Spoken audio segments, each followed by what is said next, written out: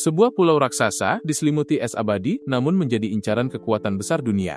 Amerika Serikat berkali-kali mencoba membelinya, namun Denmark bersikeras. Pulau ini tidak dijual.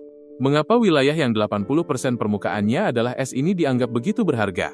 Apakah ini sekadar ambisi teritorial, atau ada harta karun tersembunyi yang bisa mengubah peta ekonomi global? Hari ini, kita akan membahas tuntas segalanya tentang Greenland. Greenland adalah pulau terbesar di dunia yang bukan merupakan benua. Luasnya mencapai 2,1 juta kilometer persegi, 3 kali lipat luas negara Prancis. Namun, jangan tertipu oleh ukurannya. Meskipun sangat luas, Greenland adalah salah satu tempat dengan kepadatan penduduk terendah di bumi. Hanya ada sekitar 56.000 jiwa yang tinggal di sini. Untuk memberi Anda gambaran, jumlah itu bahkan tidak cukup untuk memenuhi stadion sepak bola besar di Eropa. Mayoritas penduduknya, sekitar 89%, adalah etnis Inuit, penduduk asli yang telah beradaptasi dengan iklim ekstrim selama ribuan tahun. Sisanya adalah orang Eropa, terutama keturunan Denmark. Mengapa pulau yang penuh es ini dinamakan Greenland atau Tanah Hijau? Ini adalah strategi pemasaran tertua di dunia. Pada abad ke-10, seorang penjelajah Viking bernama Erik the Red diusir dari Islandia. Ia menemukan pulau ini dan menamakannya Groenland agar orang-orang tertarik untuk datang dan menetap di sana. Ironisnya, Islandia yang bertetangga justru lebih hijau, sementara Greenland justru tertutup es setebal 3 km di beberapa bagian. Nama ini tetap bertahan hingga hari ini sebagai salah satu anomali sejarah yang paling terkenal. Di tengah suhu yang bisa mencapai minus 30 derajat Celcius, bagaimana mereka bertahan hidup? Secara ekonomi, Greenland sangat bergantung pada dua hal: perikanan dan subsidi Denmark. Sekitar 90% ekspor mereka adalah ikan dan udang. Namun, setiap tahunnya, Denmark mengirimkan blok grant senilai ratusan juta dolar untuk menjaga sistem pendidikan dan kesehatan mereka tetap berjalan. Namun, ada keunikan di sini.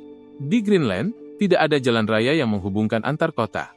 Jika Anda ingin pindah dari ibu kota, Nuuk, ke kota lain, Anda harus menggunakan kapal, helikopter, atau kereta luncur anjing. Inilah hidup di garis depan kutub. Lalu, kenapa Amerika begitu menginginkannya?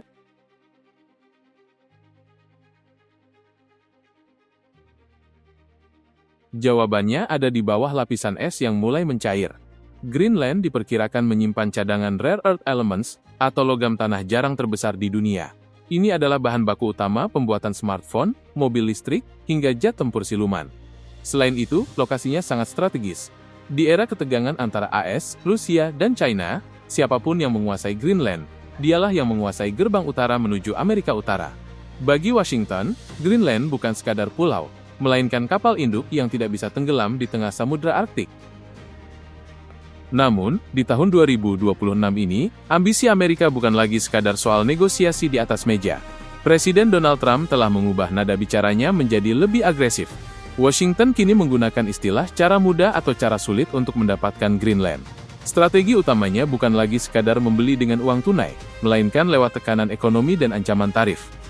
Beberapa pekan terakhir di Januari tahun 2026, AS mengancam akan mengenakan tarif tambahan bagi negara-negara yang menghalangi rencana akuisisi ini.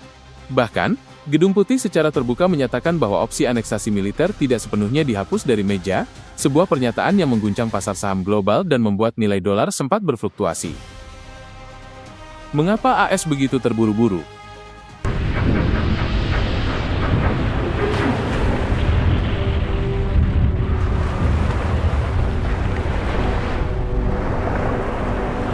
Karena Arktik bukan lagi wilayah yang sunyi. Rusia kini telah memiliterisasi wilayah utara mereka dengan pangkalan udara dan kapal selam nuklir tercanggih. Sementara itu, China telah mendeklarasikan diri sebagai negara dekat Arktik dan mencoba menanamkan modal besar-besaran di Greenland lewat proyek bandara dan pertambangan. AS mengklaim bahwa Denmark tidak lagi mampu melindungi Greenland dari infiltrasi dua raksasa ini.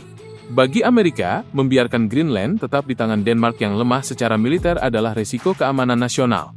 Mereka ingin membangun Golden Dome, sistem perisai rudal yang melingkupi Amerika Utara, di mana Greenland adalah titik sentralnya. Bagaimana dengan dunia internasional? NATO kini berada dalam posisi paling canggung sepanjang sejarahnya. Di satu sisi, AS adalah penyokong utama NATO. Di sisi lain, Denmark adalah anggota setia aliansi ini. Faktanya, per Januari tahun 2026, negara-negara Eropa seperti Inggris, Jerman, dan Prancis justru mulai mengirimkan personel militer ke Greenland. Bukan untuk melawan Rusia, melainkan sebagai bentuk solidaritas kepada Denmark, sebuah sinyal kuat bagi Washington bahwa Eropa menentang aneksasi. Sekjen NATO, Mark Rutte, menekankan bahwa perlindungan Arktik harus dilakukan secara kolektif, bukan dengan cara satu negara mencaplok negara lain. Denmark bahkan mengusulkan misi pengawasan NATO secara permanen di Greenland untuk membuktikan bahwa mereka sanggup menjaga wilayah itu tanpa harus menyerahkan kunci kepada Amerika Serikat. Hingga saat ini, Greenland tetap berada di bawah kedaulatan Denmark sebagai wilayah otonom. Namun, hasrat untuk merdeka semakin kuat di kalangan warga lokal. Tantangannya hanya satu, mampukah mereka mandiri secara ekonomi tanpa bantuan Denmark, atau justru mereka akan jatuh ke pelukan kekuatan besar lainnya seperti Amerika Serikat. Greenland bukan lagi sekadar hamparan es yang sunyi. Ia adalah pusat dari permainan catur besar abad ke-21. Bagaimana menurut Anda? Apakah AS akan benar-benar berhasil memiliki Greenland suatu hari nanti? Tulis pendapat Anda di kolom komentar. Jangan lupa untuk subscribe untuk info dokumenter mendalam lainnya. Terima kasih telah menonton.